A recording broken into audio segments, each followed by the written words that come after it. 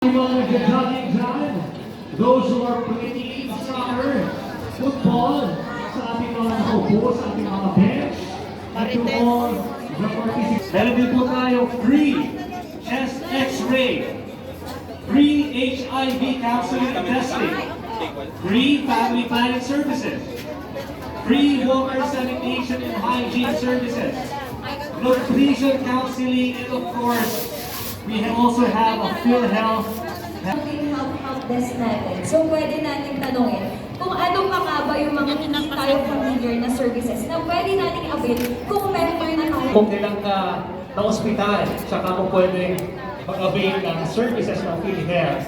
Kasi meron din tayong PhilHealth Consult Package Desk. O, tama yan po yung at alam mo ba, syempre, isang girl girl.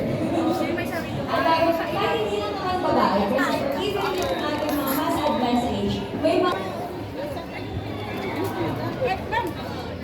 gano'n twice or thrice. Pero alam mo ba, yung mga maintenance ayan, hindi mini-maintain din natin ang ating kalusugan. Internally, mamaya may mga hindi na pala okay sa atin. Kaya meron tayong health risk assessment din tayo dito. Ano pa ba? Ang ating nutrition. Malalaman po din natin kung gaano ba at ano ba ang kailangan natin i-maintain araw-araw para healthy ating